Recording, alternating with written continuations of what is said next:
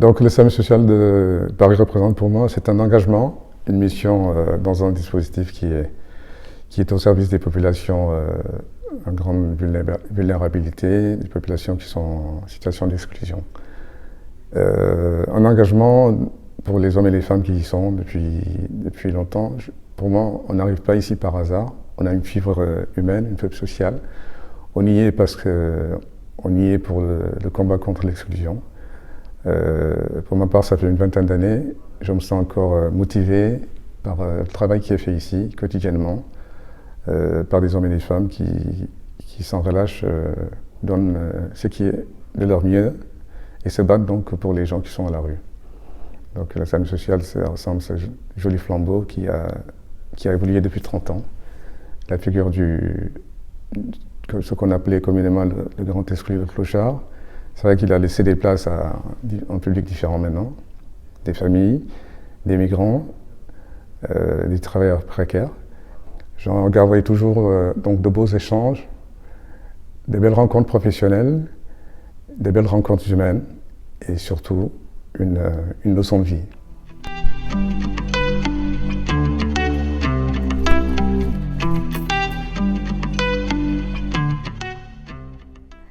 Le SAMU social, c'est une aventure humaine qui a transformé le cours de ma vie en me plongeant dans le monde de ceux qui ne demandaient plus rien et qui n'intéressaient personne.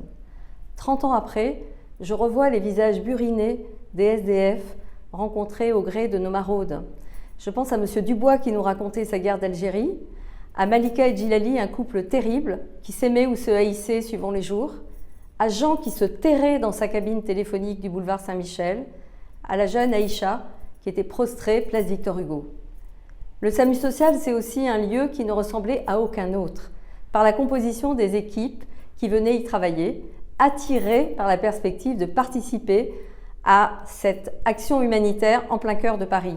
Des travailleurs sociaux du KSVP ou d'ailleurs, les infirmières de la PHP ou d'associations humanitaires, des jeunes bidasses qui faisaient le service militaire et aussi au début des bonnes sœurs infirmières d'une congrégation du quartier. Enfin, le SAMU social, c'est Xavier Emmanuelli et Jacques Chirac.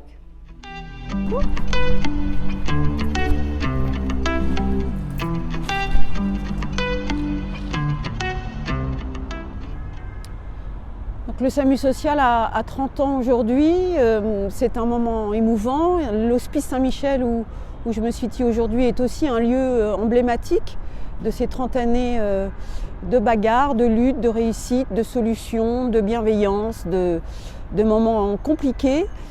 C'est surtout 11 ans de ma vie professionnelle, une rencontre très marquante avec le docteur Xavier Emmanuelli, avec qui j'avais travaillé autour de l'aller vers en psychiatrie, qui est un sujet aujourd'hui toujours aussi difficile et compliqué à mettre en œuvre. Alors le SAMU social à 30 ans, c'est 30 ans de solutions, 30 ans d'expérience, 30 ans passés avec des équipes formidables.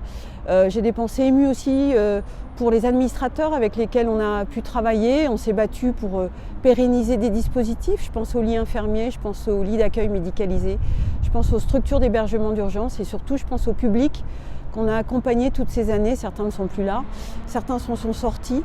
Tout ça, c'est un travail d'équipe, c'est un travail collectif et le SAMU social, c'est surtout ça. Une collectivité au service de l'humain et au service de personnes extrêmement vulnérables qui, sans le SAMU social, auraient encore plus de difficultés qu'elles n'en ont aujourd'hui.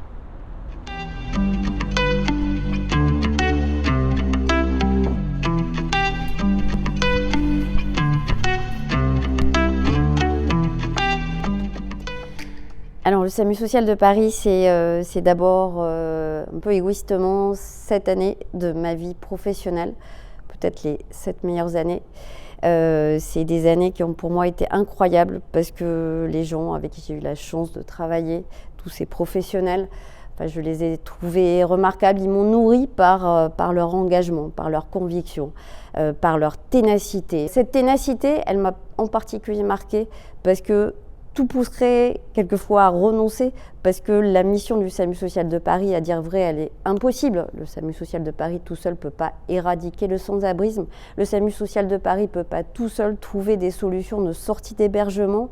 Donc voilà. Et pour autant, Il y a une forme de résistance et d'inventivité incroyable. Et puis évidemment, le SAMU social de Paris, c'est la noble cause, hein, et je suis vraiment fière d'y avoir contribué.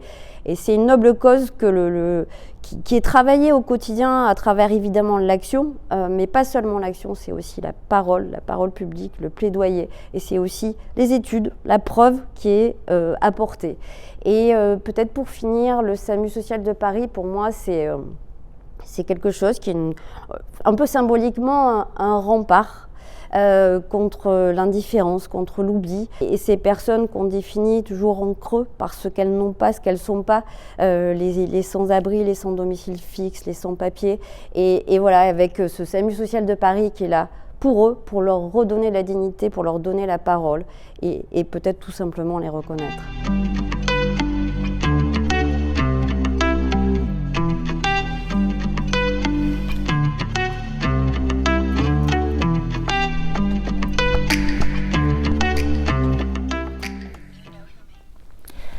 Marie-Marguerite Chimbakala Mbumba, l'une des bénéficiaires de l'action légendaire du SAMU social de Paris.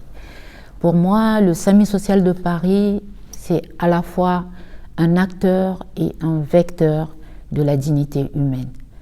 Acteur de la dignité humaine en interne, avec toutes ces actions menées à travers les soins donnés, la bienveillance, le côté inconditionnel, et surtout l'accompagnement à travers le débat permanent et l'apprentissage, ce qui a permis à beaucoup d'entre nous de gagner en estime de soi, en créativité.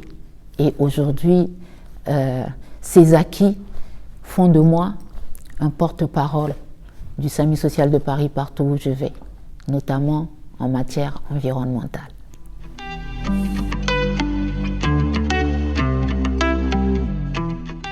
L'aller vers. Ne lâchez rien. La solidarité. Exemplarité. Alors proximité, bienveillance, aller vers et trouver des solutions, mais ça fait 4 mots.